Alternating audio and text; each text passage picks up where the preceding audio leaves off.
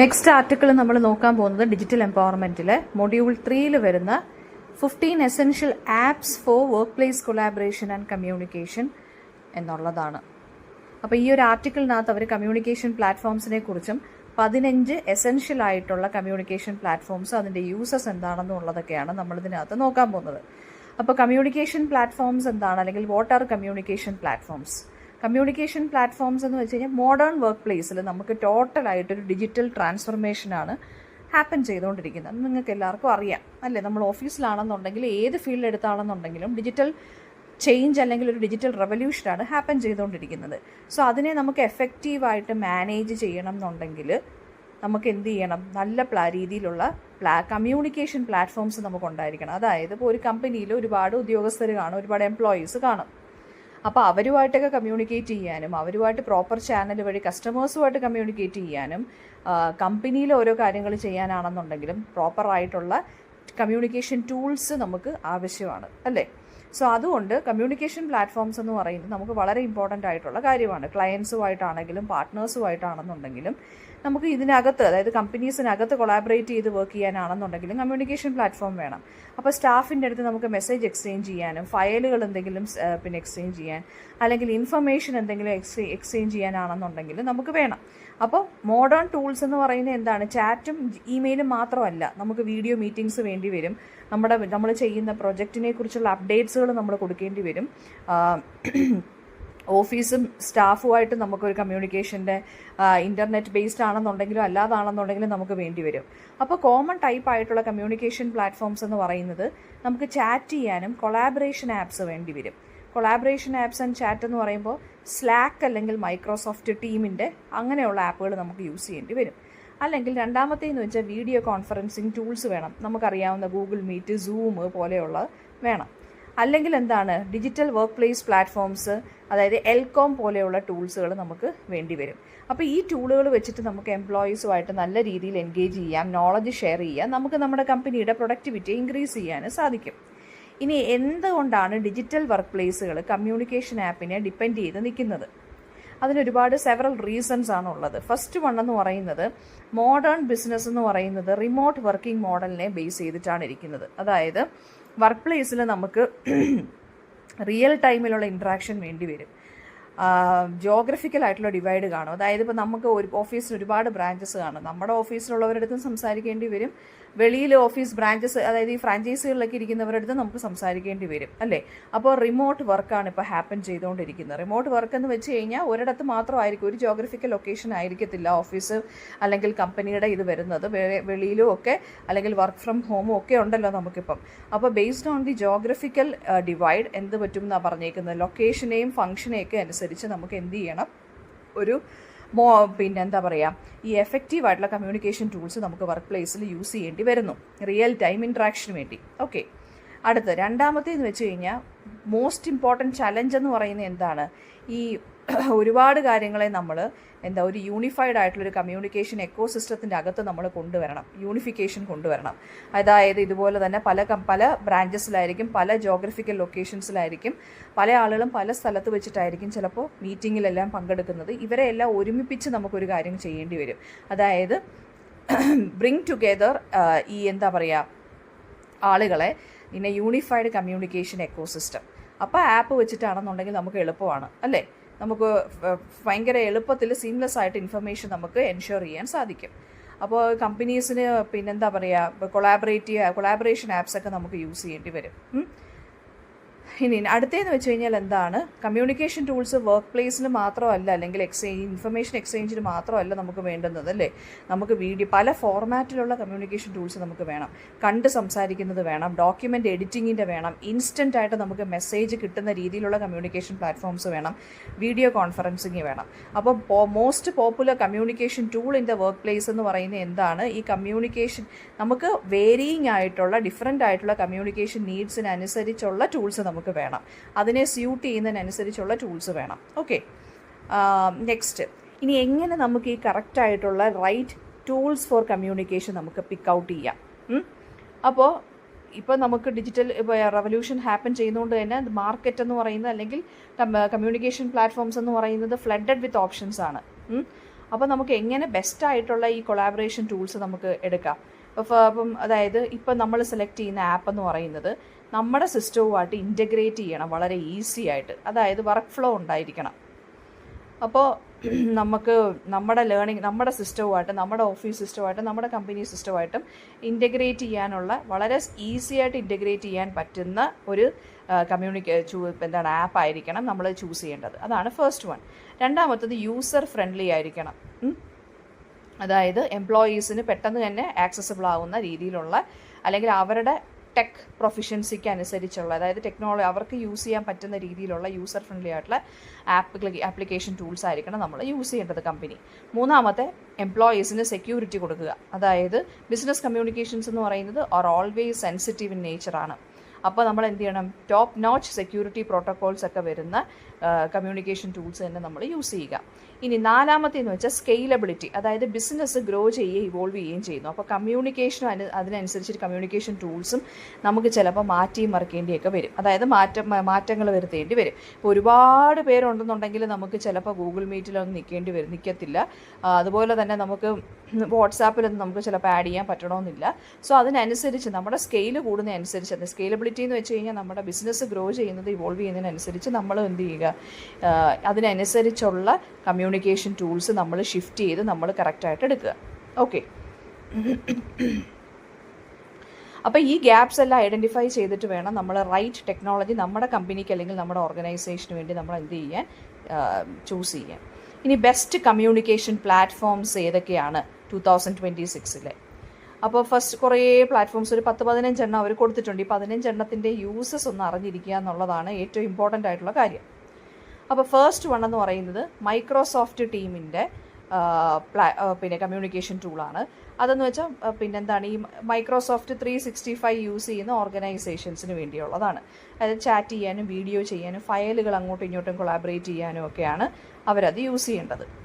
ഇനി രണ്ടാമത്തെ പ്ലാറ്റ്ഫോം എന്ന് വെച്ചാൽ സ്ലാക്ക് എന്ന് വെച്ച് കഴിഞ്ഞാൽ എന്താണ്, ഈ ഫ്ലെക്സിബിൾ ആയിട്ടുള്ള ചാറ്റിന് വേണ്ടിയുള്ളതാണ്. അതായത് ഈ വലിയ ടീമിന് വേണ്ടിയുള്ളതല്ല, കുറച്ചൊരു മിഡ് സൈസ്ഡ് ടീമിന് വേണ്ടിയുള്ളതാണ്. റിയൽ ടൈം മെസ്സേജിങ് അത് പ്രൊവൈഡ് ചെയ്യുന്നു. പബ്ലിക് ആൻഡ് പ്രൈവറ്റ് ആയിട്ടുള്ള ചാനൽസ് ഉണ്ട്. ഓക്കെ. അടുത്തത് മൂന്നാമത്തേന്ന് വെച്ചാൽ ഡിസ്കോഡ് എന്ന് പറഞ്ഞ ഒരു ചാനലാണ്, ഒരു പ്ലാറ്റ്ഫോമാണ് ഡിസ്കോഡ്. അപ്പോൾ ഡിസ്കോഡ് എന്ന് പറയുമ്പോൾ ഒറിജിനലി ഈ ഗെയിമിംഗ് കമ്മ്യൂണിറ്റീസിന് വേണ്ടി ഡെവലപ്പ് ചെയ്തതാണ് ഡിസ്കോഡ്. അത് പിന്നീട് വലിയൊരു കമ്മ്യൂണിക്കേഷൻ പ്ലാറ്റ്ഫോമായിട്ട് മാറുന്നു. വോയിസും വീഡിയോയും ടെക്സ്റ്റ് കമ്മ്യൂണിക്കേഷനും ഒക്കെ ഇത് സപ്പോർട്ട് ചെയ്യുന്നു. ഓക്കെ. നെക്സ്റ്റ് വരുന്നതെന്ന് വെച്ച് കഴിഞ്ഞാൽ ഡ്രോപ്പ് ബോക്സ് ആണ്. ഡ്രോപ്പ് ബോക്സ് എന്ന് പറയുമ്പോൾ ഒരു ക്ലൗഡ് ബേസ്ഡ് ഫയൽ സ്റ്റോറേജ് ആണ്. അതിനകത്തെന്ന് വെച്ച് കഴിഞ്ഞാൽ ഡോക്യുമെൻറ്റ്സ് നമുക്ക് ഷെയർ ചെയ്യാം, സ്റ്റോർ ചെയ്യാം. എവിടെ വെച്ച് വേണമെന്നുണ്ടെങ്കിൽ നമുക്ക് ആക്സസ് ചെയ്യാം. നിങ്ങൾക്ക് അറിയാവുന്നതാണെന്ന് തോന്നുന്നു ഡ്രോപ്പ് ബോക്സ്. ഫയൽ അങ്ങോട്ടും ഇങ്ങോട്ടും നമുക്ക് പെട്ടെന്ന് തന്നെ ഷെയർ ചെയ്യാനും സ്റ്റോർ ചെയ്യാനും പറ്റുന്നതാണ് ഡ്രോപ്പ് ബോക്സ്. പിന്നെ ലാർജ് ഫയലിന് വേണ്ടി മാനേജ് ചെയ്യാനാണ് നമ്മളിത് യൂസ് ചെയ്യുന്നത്. അടുത്തത് ഗൂഗിൾ വർക്ക് സ്പേസ് ആണ്. ഗൂഗിൾ വർക്ക് സ്പേസ് എന്ന് പറയുമ്പോൾ നിങ്ങൾക്കറിയാവുന്ന Google document, Google sheet, Google drive, ഇതൊക്കെയാണ് ഗൂഗിൾ വർക്ക് സ്പേസിനകത്ത് വരുന്നത്. മൾട്ടിപ്പിൾ യൂസേഴ്സിന് ഫയൽ സൈമൾട്ടേനിയസ് ആയിട്ട് എഡിറ്റ് ചെയ്യാൻ സാധിക്കും. അപ്പോൾ ടീം വർക്കിനെ കുറച്ചും കൂടി എഫിഷ്യൻ്റ് ആക്കാൻ സാധിക്കും.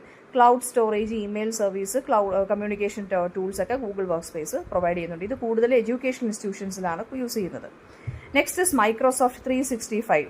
ഈ മൈക്രോസോഫ്റ്റ് 365 എന്ന് പറയുമ്പോൾ Word, Excel, PowerPoint, Outlook ഇതൊക്കെ ഉണ്ടല്ലോ, അതാണ്. അതായത് ക്രിയേറ്റ് ചെയ്യാനും ഡോക്യുമെൻറ്റ്സ് എഡിറ്റ് ചെയ്യാനും ഷെയർ ചെയ്യാനും കൊളാബറേറ്റ് ചെയ്യാനും ഒക്കെയാണ് നമ്മളിത് യൂസ് ചെയ്യുന്നത്. പിന്നെ കോർപ്പറേറ്റ് എൻവയോൺമെൻറ്റിലാണ് ഇത് കൂടുതലും വൈഡായിട്ട് യൂസ് ചെയ്യുന്നത്. അടുത്തത് ഷെയർ പോയിൻ്റ് ആണ്. ഷെയർ പോയിൻ്റ് എന്ന് വെച്ചാൽ ഒരു വെബ് ബേസ്ഡ് പ്ലാറ്റ്ഫോമാണ്. ഡോക്യുമെൻറ്റ് മാനേജ് ചെയ്യാനോ ഇൻറ്റേർണൽ കമ്മ്യൂണിക്കേഷന് വേണ്ടിയൊക്കെയാണ് ഈ ഓർഗനൈസേഷൻ ഇത് യൂസ് ചെയ്യുന്നത്. ഇത് വെച്ചിട്ട് നമുക്ക് വെബ്സൈറ്റ് ക്രിയേറ്റ് ചെയ്യാം, ഡോക്യുമെൻറ്റ്സ് സ്റ്റോർ ചെയ്യാം, ഇൻഫർമേഷൻ ഷെയർ ചെയ്യാം. പിന്നെ നെക്സ്റ്റ് കൺഫ്ലുവൻസ് എന്ന് പറയുന്നത് ഒരു കൊളാബറേഷൻ ടൂളാണ്. നമുക്ക് കണ്ടന്റ് മാനേജ് ചെയ്യാനും ഷെയർ ചെയ്യാനും ക്രിയേറ്റ് ചെയ്യാനും ഡോക്യുമെൻറ്റേഷന് വേണ്ടിയും പ്രോജക്റ്റ് പ്ലാൻ ചെയ്യാനും ഒക്കെ നമുക്കിത് യൂസ് ചെയ്യാം. അനദർ വൺ എന്ന് പറയുന്നത് വീഡിയോ കോൺഫറൻസിങ് പ്ലാറ്റ്ഫോംസ് ആയിട്ടുള്ള സൂം ആണ്. സൂം നിങ്ങൾക്കറിയാം വീഡിയോ കോൺഫറൻസിങ് ടൂളാണ്. റിമോട്ട് വർക്കിന്, അതായത് ഈ പല ആളുകളും പല സ്ഥലങ്ങളിലായി പോകുമ്പോൾ നമുക്ക് അങ്ങനെ വന്നപ്പോൾ കൊറോണ സമയത്ത് പോപ്പുലർ ആയിട്ടുള്ളൊരു കാര്യമാണ് എന്തെന്ന് പറയുന്നത് സൂം എന്ന് പറയുന്നത്. മീറ്റിംഗ്സ് കണ്ടക്ട് ചെയ്യാം, വെബിനാർസ്, ട്രെയിനിങ് സെഷൻസ് ഒക്കെ നമുക്ക് കണ്ടക്ട് ചെയ്യാൻ പറ്റുന്നതാണ് സൂം. അതിനകത്ത് നമുക്ക് സ്ക്രീൻ ഷെയർ ചെയ്യാൻ പറ്റും, റെക്കോർഡ് ചെയ്യാൻ പറ്റും, അല്ലേ? ഇനി ഗോ ടു മീറ്റിംഗ് എന്ന് പറയുന്നത് ഒരു പ്രൊഫഷണൽ വീഡിയോ കോൺഫറൻസിങ് ടൂളാണ്. സെക്യൂർ ആൻഡ് റിലയബിൾ ആയിട്ടുള്ള വിർച്വൽ മീറ്റിംഗ്സ് നമുക്ക് കണ്ടക്ട് ചെയ്യാൻ പറ്റും. ഇനി നെക്സ്റ്റ് വൺ ഇസ് monday.com. ഇതിൻ്റെ എല്ലാ നോട്ട്സ് എനിക്ക് അവൈലബിൾ ആണ്. നിങ്ങൾ മെയിൽ അയച്ചാൽ മതി, അല്ലെങ്കിൽ കമൻറ്റ് ബോക്സിൽ ചോദിച്ചാൽ മതി. monday.com എന്ന് പറയുന്നത് ഒരു വിഷ്വൽ പ്രോജക്റ്റ് മാനേജ്മെൻറ്റ് ടൂളാണ്. പ്ലാൻ ചെയ്യാൻ, നമുക്ക് ട്രാക്ക് ചെയ്യാൻ നമ്മുടെ വർക്ക്, അതൊക്കെ. നെക്സ്റ്റ് വൺ ഇസ് ആസന എന്ന് പറയുന്നത് അതൊരു ടാസ്ക് ആൻഡ് പ്രൊജക്റ്റ് മാനേജ്മെൻറ്റ് ടൂളാണ്. ഡെഡ് ലൈൻസും നമ്മുടെ റെസ്പോൺസിബിലിറ്റീസും നമ്മുടെ പ്രോഗ്രസ്സും ഒക്കെ നമുക്ക് എന്ത് ചെയ്യാൻ സാധിക്കും, ട്രാക്ക് ചെയ്യാൻ സാധിക്കും. നമുക്ക് ഓൺ ടൈമിൽ നമ്മുടെ പ്രോജക്റ്റ് കംപ്ലീറ്റ് ചെയ്യാൻ സാധിക്കുന്ന, ഹെൽപ്പ് ചെയ്യുന്ന ഒരെണ്ണമാണ് ആസന. നെക്സ്റ്റ് വൺ ഇസ് ട്രെല്ലോ എന്ന് പറയുന്നത് ഒരു ബോർഡ് ആൻഡ് കാർഡ് സിസ്റ്റമാണ്. വിഷ്വലി നമുക്ക് ടാസ്കുകളെ ഓർഗനൈസ് ചെയ്യാൻ സാധിക്കും കാർഡിൻ്റെ രൂപത്തിൽ. പിന്നെ വരുന്നത് ബേസ് ക്യാമ്പ് ആണ്. അതെന്ന് വെച്ച് കഴിഞ്ഞാൽ എല്ലാം കൂടെ ഉള്ളൊരു പ്ലാറ്റ്ഫോമാണ്. പ്രോജക്റ്റ് മാനേജ്മെൻറ്റും ടീം കമ്മ്യൂണിക്കേഷനും വേണ്ടിയുള്ള ഒരു ഇതാണ്. മൾട്ടിപ്പിൾ ടൂൾസ് ആണുള്ളത്. നെക്സ്റ്റ് ലാസ്റ്റ് വൺ എന്ന് പറയുന്നത് ജിര എന്ന് പറയുന്നത് ഒരു പവർഫുൾ ടൂളാണ്. സോഫ്റ്റ്വെയർ, പിന്നെ എന്താണ്, ഈ ഇഷ്യൂസൊക്കെ ട്രാക്ക് ചെയ്യാനും പ്രൊജക്റ്റ് മാനേജ്മെൻറ്റ് ചെയ്യാനും പ്രൊജക്ട്സ് പ്ലാനും ട്രാക്ക് ചെയ്യാനും സോഫ്റ്റ്വെയർ ഒക്കെ റിലീസ് ചെയ്യാൻ എഫിഷ്യൻ്റായിട്ട് പറ്റുന്നൊരിതാണ് 15th വൺ ആയിട്ടുള്ള ജിര എന്ന് പറയുന്ന ആ ഒരു ആപ്പ് എന്ന് പറയുന്നത്. അപ്പോൾ ഈ 15 എണ്ണവും നിങ്ങൾ അതിൻ്റെ യൂസസ് ഒന്ന് അറിഞ്ഞിരിക്കുക. ഓക്കെ, ഈ 15 എണ്ണത്തിനെയാണ് ഇവർ ഈ ഒരു ആർട്ടിക്കിളിനകത്ത് കൂടുതലും എന്ത് ചെയ്യുന്നത്, ഫോക്കസ് ചെയ്യുന്നത്. ആൻഡ് ഇനി നോക്കുന്നതെന്ന് വെച്ച് കഴിഞ്ഞാൽ എഫക്റ്റീവ് കമ്മ്യൂണിക്കേഷൻ ടൂൾസ് വർക്ക് പ്ലേസിൽ ഒരു ബാക്ക് ബോൺ തന്നെയാണ് അല്ലേ. റിയൽ ടൈം മെസ്സേജിങ്ങിനാണെന്നുണ്ടെങ്കിൽ എംപ്ലോയീസിനെ പെട്ടെന്ന് കണക്ട് ചെയ്യാനും ഡിസ്കസ് ചെയ്യാനും ഡിസിഷൻസ് മേക്ക് ചെയ്യാനും ഒക്കെ ഏറ്റവും ഇമ്പോർട്ടൻ്റ് ആയിട്ടുള്ള കാര്യമാണ് ചാറ്റ് ആൻഡ് മെസ്സേജിങ് പ്ലാറ്റ്ഫോംസ്. അപ്പോൾ ഡിജിറ്റൽ ഏജിൽ നമ്മൾ റിമോട്ട് വർക്കാണ്. റിമോട്ട് വർക്ക് എന്ന് വെച്ചാൽ ഞാൻ നേരത്തെ പറഞ്ഞ പോലെ തന്നെ എല്ലാവരും ഒരു സ്ഥലത്തായിരുന്നു വർക്ക് ചെയ്യണമെന്നില്ല, പല പല ലൊക്കേഷൻസിലായിരിക്കും. ജോഗ്രഫിക്കലി എല്ലാ ടീംസും ഡിസ്പേഴ്സ്ഡ് ആയിരിക്കും. അതുകൊണ്ട് തന്നെ നമുക്ക് എന്ത് ചെയ്യണം, ഒരു ക്ലാരിറ്റി എല്ലാവരും തമ്മിൽ ഒരു മെയിൻറ്റെയിൻ ചെയ്യേണ്ടി വരും അല്ലേ, ഡിസ്റ്റൻസ് എത്ര ആണെന്നുണ്ടെങ്കിലും. അപ്പോൾ മൈക്രോസോഫ്റ്റ് ടീമാണെന്നുണ്ടെങ്കിൽ, അല്ലെങ്കിൽ മൈക്രോസോഫ്റ്റ് 365 യൂസേഴ്സിനാണെന്നുണ്ടെങ്കിൽ അവരെന്താണ്, ഈ ചാറ്റിനും വീഡിയോ മീറ്റിങ്ങിനും ഫയൽ കൊളാബറേഷനും വേണ്ടിയൊക്കെ ഒരുപാട് പ്ലാറ്റ്ഫോംസ് ഉണ്ട് അവർക്ക്. ആൻഡ് ഓൾസോ ഇത് കോസ്റ്റ് എഫക്റ്റീവ് ആയിട്ടുള്ള ടൂൾസുമാണ് ഇവർ ഓഫർ ചെയ്യുന്നത്.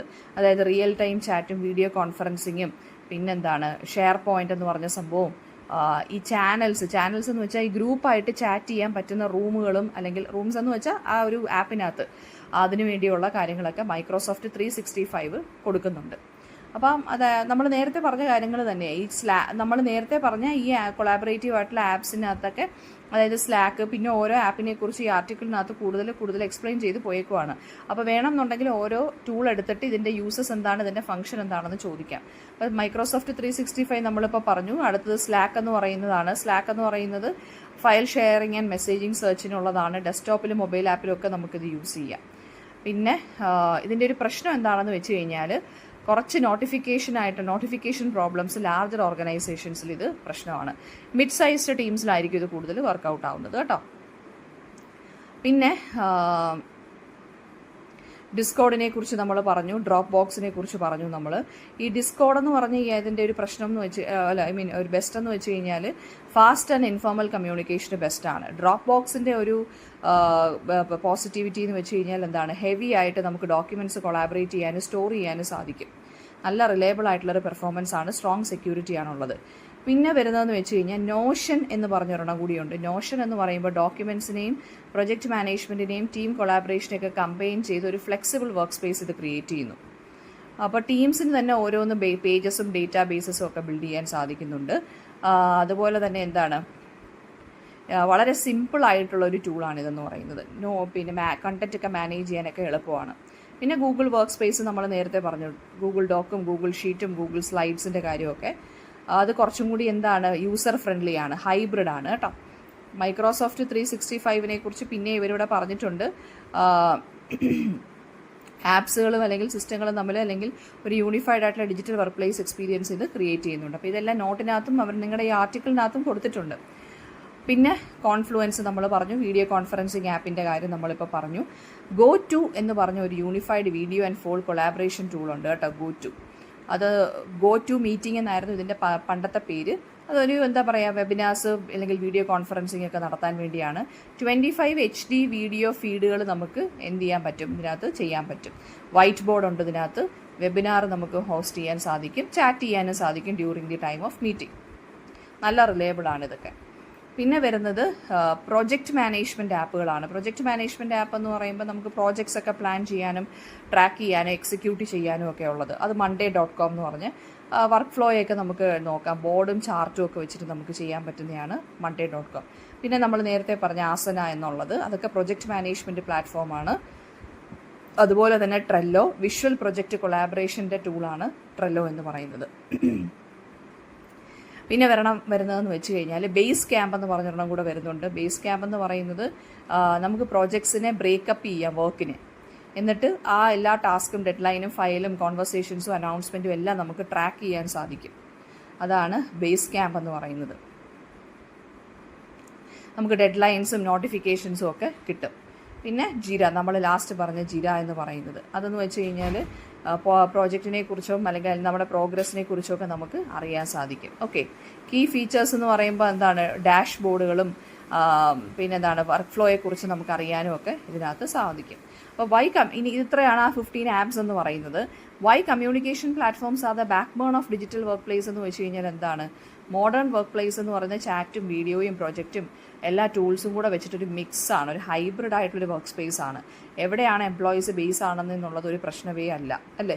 അപ്പോൾ ഡിജിറ്റൽ വർക്ക് പ്ലേസിൽ കമ്മ്യൂണിക്കേഷൻ പ്ലാറ്റ്ഫോംസ് വളരെ ഫൗണ്ടേഷൻ തന്നെയാണ്. കാരണം നോളജ് ഷെയർ ചെയ്യാനും പ്രോജക്ട്സ് നമ്മൾ കൊളാബറേറ്റ് ചെയ്യാനും കസ്റ്റമേഴ്സുമായിട്ട് നമുക്ക് കമ്മ്യൂണിക്കേറ്റ് ചെയ്യാനും ഇതൊക്കെ ആവശ്യം കൂടിയേ തീരൂ.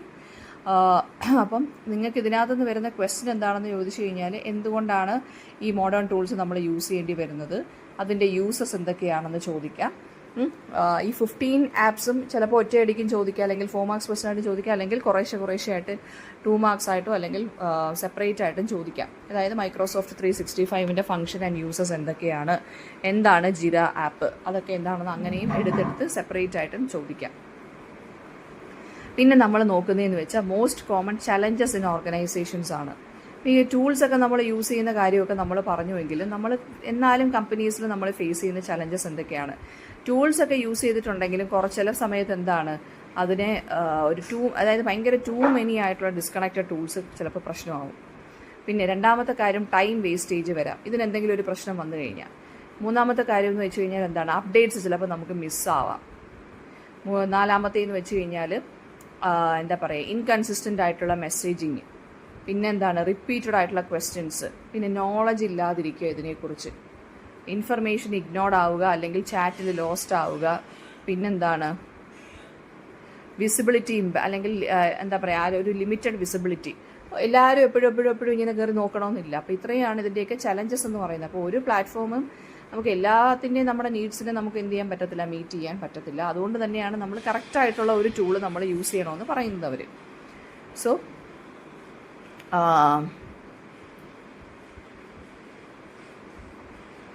ഇത്രയാണ് നമ്മുടെ ഈ ഒരു എസ്സേക്കകത്ത് പറയുന്നത്. അപ്പോൾ ഈ ലാസ്റ്റ് പറഞ്ഞത് what are the most common challenges in organisations എന്നുള്ള ടോപ്പിക്ക് ജസ്റ്റ് ഒന്ന് നോക്കി വെക്കുക, മറന്നു പോകരുത്.